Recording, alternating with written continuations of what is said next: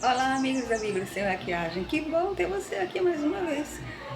Hoje é o vídeo da gente destrinchar a historinha de José. Vamos ver se ele continuou sendo honesto com o faraó depois de receber as regalias graças à sabedoria que Deus deu a ele.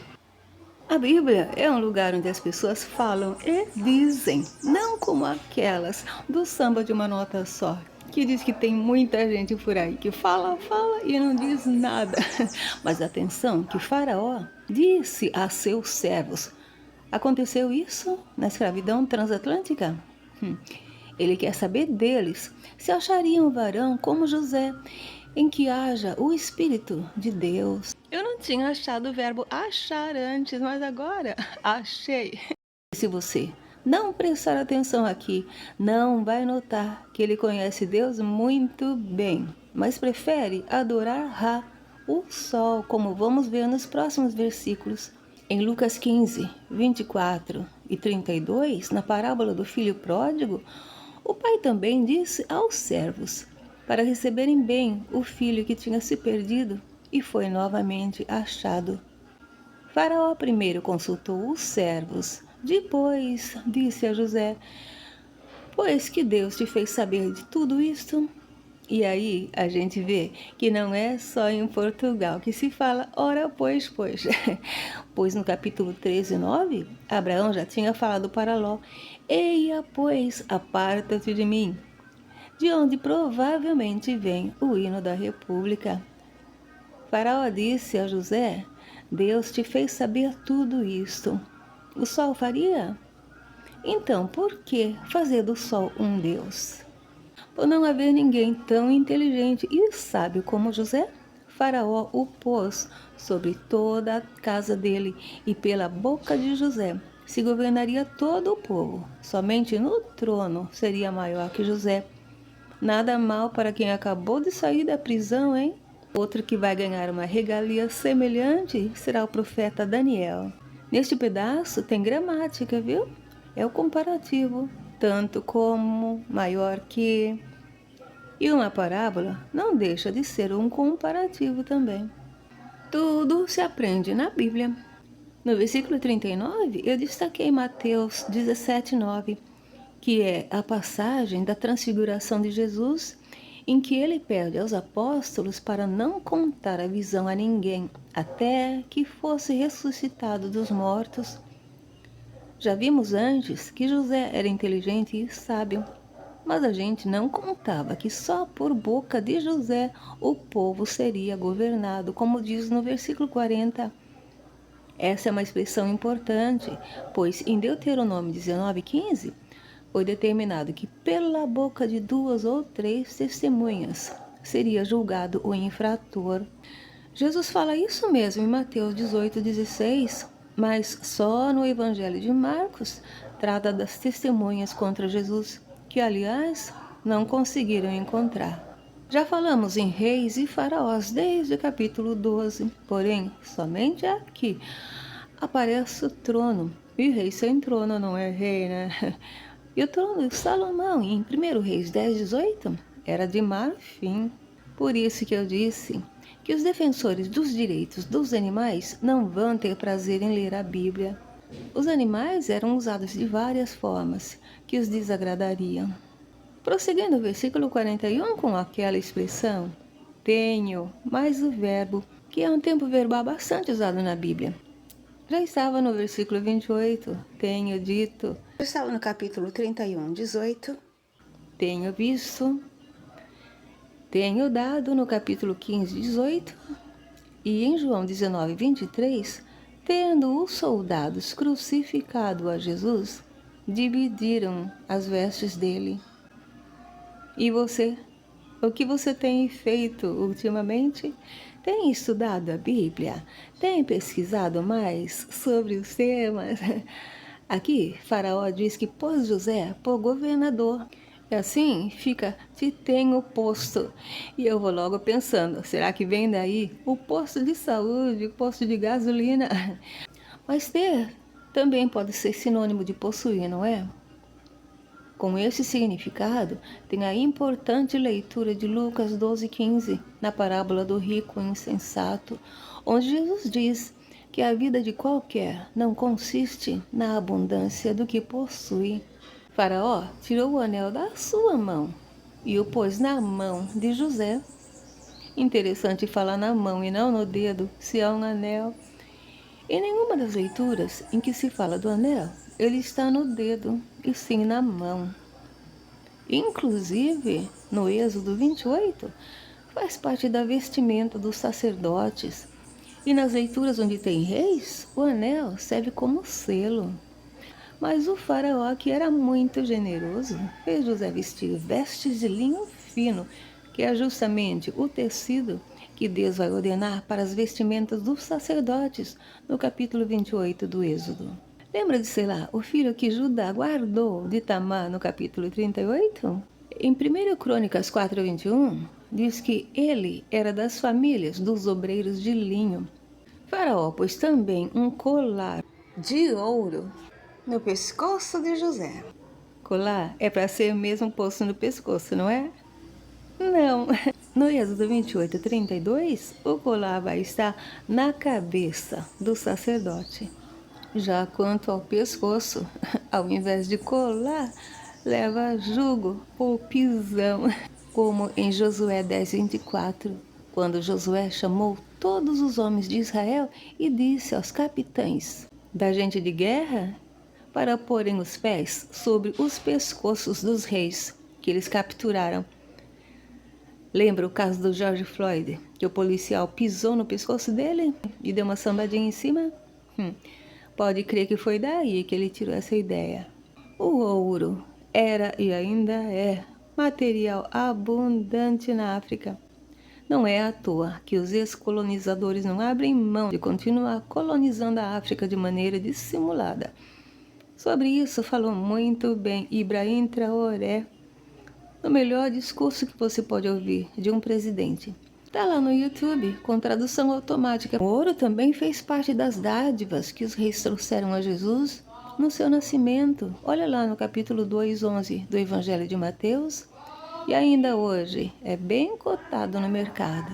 No versículo 43 está de volta o verbo subir, que eu já tinha destacado no início deste capítulo, quando as 7 vacas subiam do rio. E lá eu disse que será um dos verbos mais repetidos. Sempre que for falar da saída dos israelitas aqui no Êxodo, vai falar subiram do Egito, igual a Abraão, quando subiu do Egito, justamente depois daquela fome.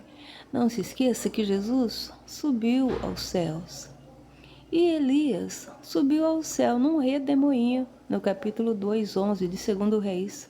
Faraó fez José subir no segundo carro, o que significa que já havia carros, né? Até isso vem da Bíblia. No versículo 1, eu já falei que o número 2 também é importante. E não é para você pensar isso que você pensou. Veja só os destaques de hoje, especialmente os que estão em negrito. Preste atenção no que Jesus disse sobre os 2 caminhos, os 2 alicerces, as 2 portas. Qual você vai escolher? Decida logo, que depois será tarde demais. José vai subir no segundo carro. Quantos carros será que este faraó tinha? No Êxodo 14:7, Faraó tinha mais de 600. Olha só o poder que Faraó concedeu a José. Clamavam diante dele. Já pensou como ele deveria estar se sentindo? Não faltam clamores na Bíblia, mas normalmente o clamor tem outro significado. Já estava aqui, desde o capítulo 4:10, quando Deus disse a Caim que a voz do sangue de Abel clamava a ele desde a terra. Mais tarde você vai ver que onde há clamor, há alguma coisa negativa. Mas aqui não, clamavam diante de José, ajoelhai. E se você é uma pessoa atenciosa, vai notar que antes, desde o capítulo 17, eles se inclinavam à terra diante das pessoas para demonstrar seu respeito. O verbo ajoelhar só entrou na história no capítulo 24, através dos camelos. Não sei como não fizeram de José um deus, como de costume. Pois é, Era assim desde aquele tempo. Depois aqui, o ato de ajoelhar-se vai se normalizar. Dá uma olhada nessas leituras que eu destaquei. Em Mateus 17:2, Jesus transfigurou-se diante dos apóstolos Pedro, João e Tiago. E aquela é uma leitura que dá margem a muitos debates entre os teólogos, mas não vamos entrar em detalhes aqui. Assim, Faraó pôs José sobre toda a terra do Egito. Já pensou quanta responsabilidade? O termo assim eu usei no versículo 13 junto com o resto da frase. Assim mesmo foi feito. Depois eu quebrei essa frase em 3 partes. Porém, só aqui é que eu vou falar mais sobre isso, porque tem uma coisa importante. Nos capítulos 18, versículo 5 e 19 e 18, eu não me dei conta da sua importância, mas olha o que Jesus disse em Mateus 6:9. Orareis assim. E ele ditou o Pai Nosso. Se ele disse para orar assim, é só um exemplo? Se for, então no versículo 12, quando diz, assim como nós perdoamos, também é. É preciso ter opinião própria quando se trata de assuntos bíblicos. Faraó disse a José, eu sou o Faraó. E é assim que Deus se apresenta a Moisés no Êxodo 3:14. Só que quando Jesus disse, antes que Abraão existisse, eu sou, em João 8:58, não gostaram não. Enfim, olha só a moral que Faraó deu a José. Ninguém levantará a mão ou o pé sem a permissão dele. No capítulo 14:22, Abraão disse ao rei de Sodoma que levantou a mão ao Senhor. E nessas outras leituras eu já adiantei mais situações em que se fala da mão. Hoje eu só quis adicionar Êxodo 22:8 para você ver que nada há novo debaixo do sol. Quanto ao pé, já vimos leituras que tinha pé, porém levantar o pé é a primeira vez. Nos versículos 1 e 17, Faraó estava em pé. Depois tinha os pés que brotavam espigas cheias e boas, ou miúdas e queimadas. Mas sobre o pé, eu hoje acrescento essas leituras. Dá uma olhada principalmente em João 13, dos versículos 1 ao 20, que é quando Jesus lava os pés aos discípulos. E a primeira providência que Faraó toma é mudar o nome de José. Todos os reis fizeram isso com seus servos. Normalmente será relacionado ao Deus que cultuam. No caso, Faraó chamou o nome de José Zafenate Paneia. E se você fizer uma busca no Google, eles vão dizer que tem significados diversos. Um deles é Deus fala e vive. Mas como já sabemos, Faraó não conhecia o Deus de José do jeito de José. Então, do mesmo jeito que as mulheres eram dadas do outro lado, eram dadas também no Egito. Por isso, Faraó deu-lhe por mulher a Azenate, filha de Potífera, sacerdote de On. Google diz que este nome Azenate é encontrado também em português. Você conhece alguma? Eu, na verdade, conheço Zenaide, que pode ser um derivado. Lembra que eu disse que naqueles tempos os nomes tinham significado? Pois é, segundo o Google, a Zenate é relacionada à fertilidade. Porém, ela só vai ter 2 filhos, que vamos conhecer logo logo.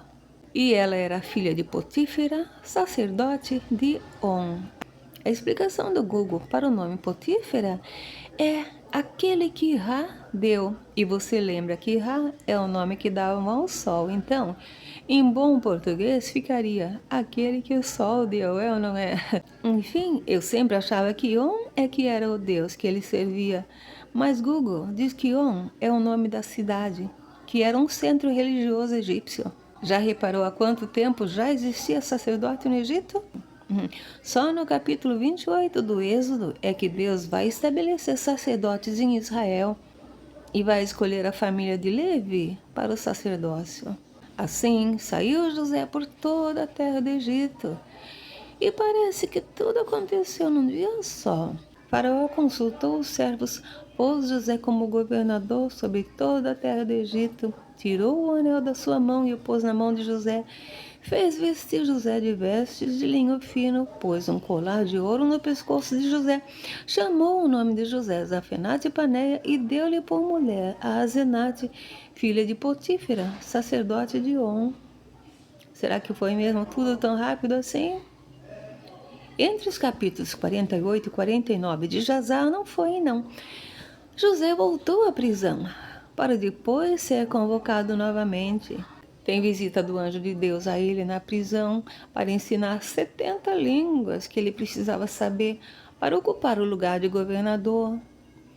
Em Jazar 49:14, o anjo não só ensinou todas as 70 línguas, mas também mudou o nome de José. Quantas vezes eu já aconselhei você a fazer download e ler o livro de Jazar?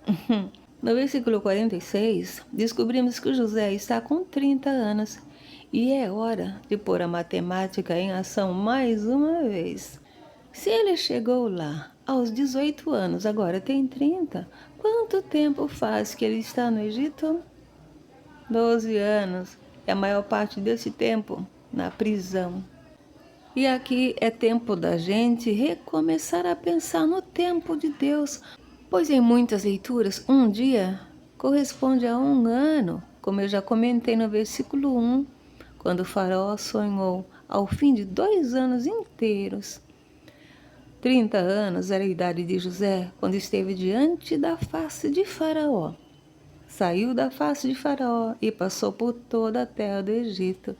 Essa é uma idade de virada na vida de qualquer um. Pena que não possa ficar para sempre. Tinha uma música que dizia assim: não confio em ninguém com mais de 30 anos. Se a gente for fazer matemática aqui, como eu disse que tem muita na Bíblia, você vai notar que ele chegou aí aos 18 anos e só aos 30 começou a sua história. 30 menos 18 igual a 12. 12 filhos teve Naor, irmão de Abraão. 12 filhos teve Ismael, filho de Abraão. 12 filhos teve Jacó, neto de Abraão. E destes se formaram as 12 tribos de Israel. Por isso, Jesus escolheu 12 apóstolos para servi-lo. Curioso, não? Do verbo passar, eu adiantei todas essas leituras aí.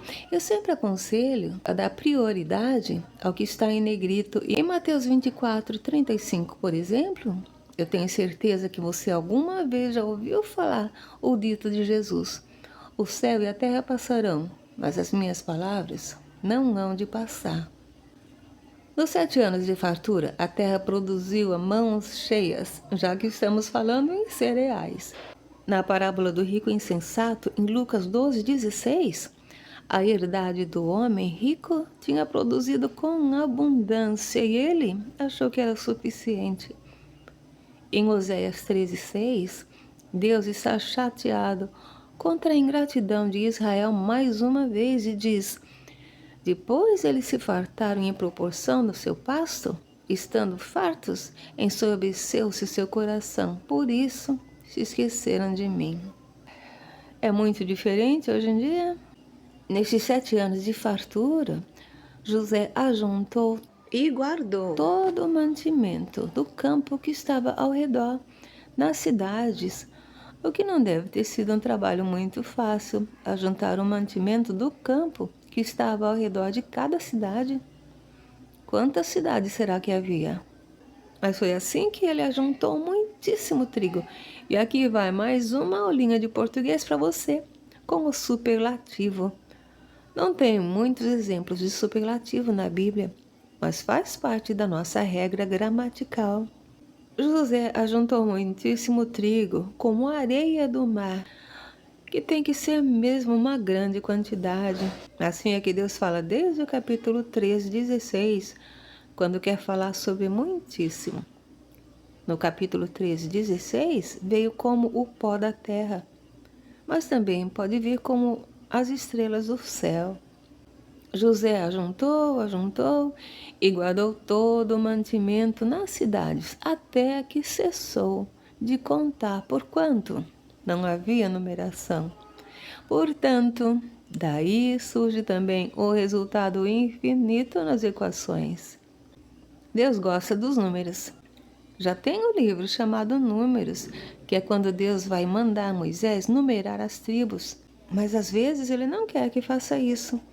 Olha só o que ele fez a Davi, no capítulo 24 do segundo livro do Samuel. Observe como todas as anotações estão em negrito. Isso significa que são todas importantes. O tempo foi passando e já nasceram a José 2 filhos, antes que viesse o ano da fome. José decifrou nos sonhos de Faraó que vinham 7 anos de fartura e 7 anos de fome pela frente. Por isso é que ele aconselhou Faraó a se prevenir para quando ela chegasse. A essas alturas, você também já deveria estar se preparando para a fome que está prevista no capítulo 6 do Apocalipse. Não sabemos como foi que José fez para guardar comida por 7 anos, mas atualmente tem muita gente ensinando na internet como estocar comida para quando a fome chegar. Caso você não consiga entender através da Bíblia, acompanhe as notícias do G30, pois é aí que os influenciadores digitais descobriram o que está programado para a população. Não se engane, Deus já decretou e isso está na sua Bíblia. Ao primogênito, José chamou o seu nome, Manassés. E como você lembra, eu disse que naquele tempo os nomes tinham significado, por isso é que José lhe chamou o nome Manassés, porque disse: Deus me fez esquecer de todo o meu trabalho e de toda a casa de meu pai. Já pensou a alegria dele quando Manassés nasceu? Mas logo vamos saber que esta primogenitura não vai ficar com Manassés, como já vimos em outros casos antes. Neste versículo 51, eu gostaria que você lesse com atenção. Deixa entrar em você o que Jesus disse em João 5,17 e depois no capítulo 14, 2. Porque a gente acostumou a viver nossos dias no piloto automático e não presta atenção nas coisas que até deveriam ser óbvias. Bom, aí vem o segundinho, que José chamou o seu nome Efraim, com a explicação: Deus me fez crescer na terra da minha aflição. E como cresceu, hein? Ficou segundo o faraó. Mas quanta aflição ele não teve que passar até chegar aí. Enfim, Efraim também vai crescer muito, mas eu vou deixar para falar isso no capítulo 48. Olha só o que Jesus diz em João 16:33, com relação à aflição. Ele sabia que estava prestes a ser crucificado, mas ainda assim encoraja os discípulos a terem bom ânimo. Então acabou-se o que era doce, lá se foram os 7 anos de fartura, e começaram a vir os 7 anos de fome, conforme o aviso nos sonhos de Faraó, e que José decifrou tão bem. Em todas as terras havia fome, porém, em toda a terra do Egito havia pão. E por pão aqui, entenda-se a matéria-prima para fazer o pão. É a primeira vez que eu deparo com o verbo começar. Mas olha que interessante a leitura de Jonas 3:4. Aliás, leia todo o livro do Jonas. É bom se você gosta de rir, é bom se você gosta de refletir. O povo de toda a terra do Egito sentiu fome e clamou a Faraó por pão. Eu ando alertando o tempo todo que em breve isso vai acontecer novamente, pois estamos caminhando para o fim da aventura humana na Terra, como está determinado no Apocalipse. Eu acabei de falar isso ainda agora.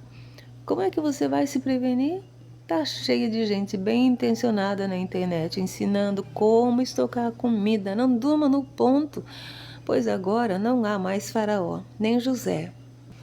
Aqui, Faraó disse para o povo ir a José e fazer tudo o que ele disser.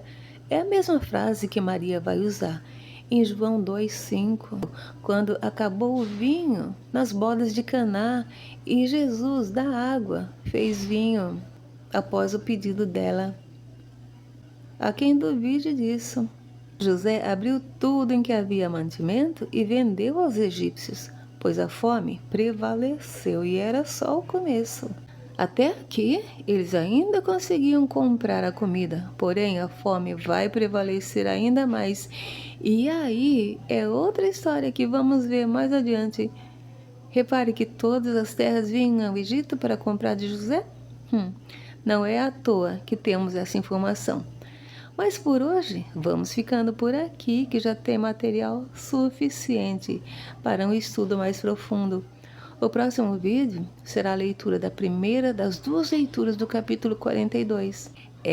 A fome bateu nos irmãos de José também. A Bíblia Sem Maquiagem se despede contando com você para esse pedaço da história também. Até lá!